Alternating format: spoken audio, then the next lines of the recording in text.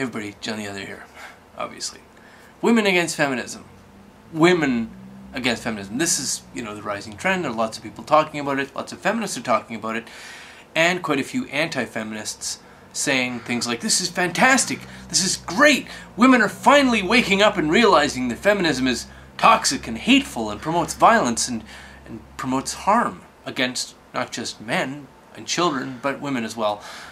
Separates women from their agency, creates perpetual adults, makes people victims when they wouldn't otherwise be victims, justifies ongoing human harm, is socially pathological and ultimately destructive over the long term. Really, there's not very much positive about it. And the people who are against feminism are basically saying, women are finally realizing this and standing up against it.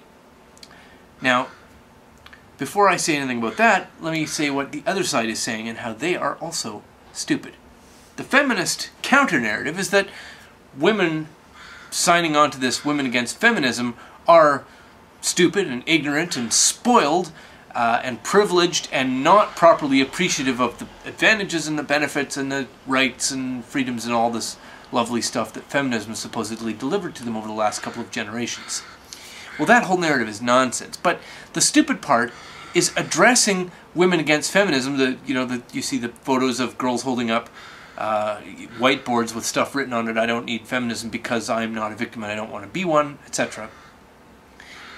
Addressing the feminist narrative, addressing these, public faces of this against feminism movement as if it is a real grassroots movement, as if these are actually women of conscience and intelligence and insight standing up in realization to what the feminist media, political, social, and legal narrative actually is.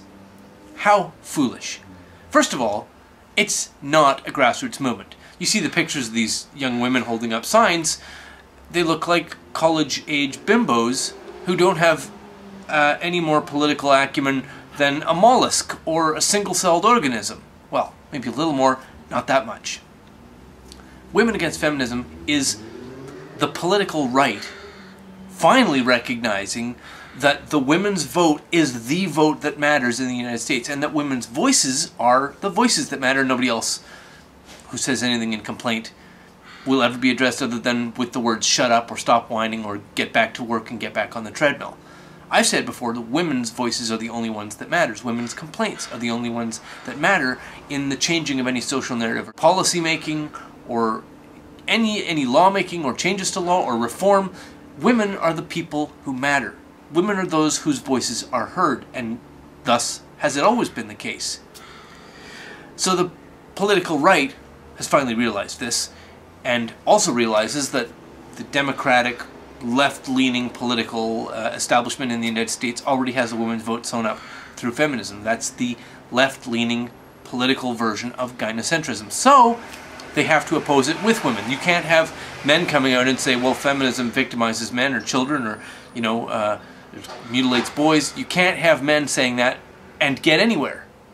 You have to have women fight it because they're the ones whose voices matter.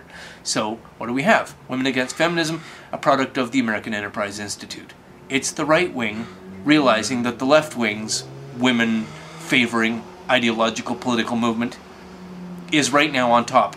And the only way to displace it is with more women, with an opposing narrative. Now, for the men's rights movement, or people who are just generally opposed to feminism, a lot of people are looking at the women against feminism and saying, fantastic, women are waking up. No, they're not. No. Even if they're waking up to the fact that feminism creates a poisonous, toxic, and totally dysfunctional interface between men and women, which it does, they are certainly not advocating for a more equal, more egalitarian, or more fair society. No, sir. No. They're not even trying to actually change any of the damage done by feminism. What they want, though, is men to get back on the treadmill, back into a traditional conservative, and I call that a traditional gynocentric role, where you serve and protect and provide and die when it's convenient for other people. Get back on the treadmill, men. Women who have thrown you out of society, who have ejected you from the family, who have demonized your sexual identity and your male identity, Well, okay, now we realize that sorry, you have no reason to treat her as anything other than a potentially dangerous maniac who might throw you in jail at the slightest whim by uttering a false accusation against you. Well, we'd like you to just forget all that and go back to being protectors and providers, because we conservative women would like to have our control over you back, the one that was broken by feminism. Yeah, I'll take it. I'll get behind women against feminism, but I'm not under any illusion that this is an awakening of conscience. It's just the attempt to reclaim advantage that has been poisoned and destroyed and burned by the toxicity and the malice of the left-leaning version of gynocentrism, which is feminism. Anyway, that's my little rant.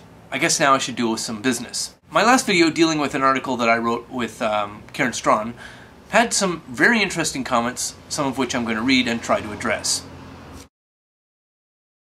So, the first and most interesting comment came from a user called Kevin Hornbuckle, which I assume is his name, or at least the name he's operating under. And he said, "Wealth accumulation is the driving force. Few people recognize this fact.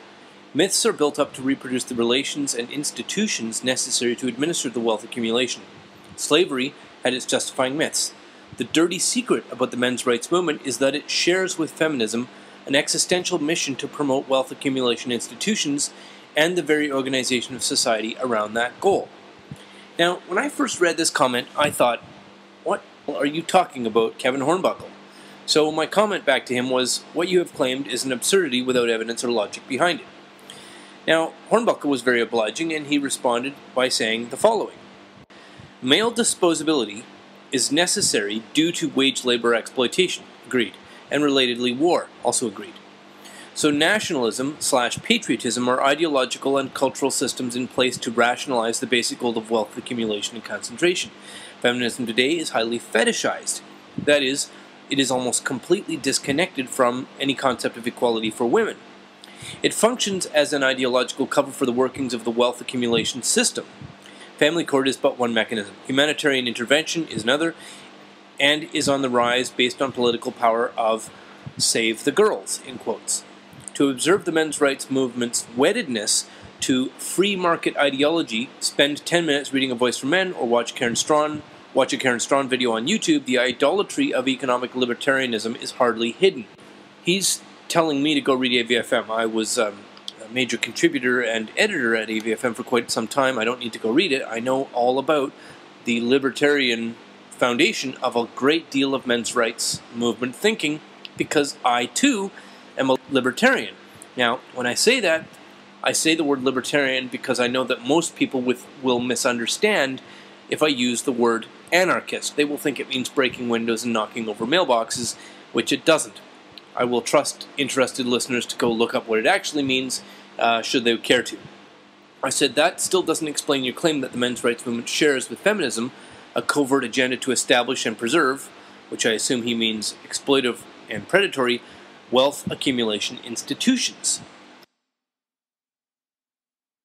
So that comment thread continues. I didn't read all of it. I encourage people to go read it. I'll put a link to that video's comment thread in the low bar. There was also some commentary about how MGTOW is not an adequate path, philosophy, practice, what have you, which is also interesting, and I don't quite agree with that, but you know, you're welcome to jump in there with an opinion. But I have a question for everybody watching, and if you have an answer, put it in the comments thread of this video. What is the first sign for you that a woman you are dealing with is gynocentric? What's your answer? I look forward to reading those next week. Thanks a lot, and thanks for watching, and have a great day.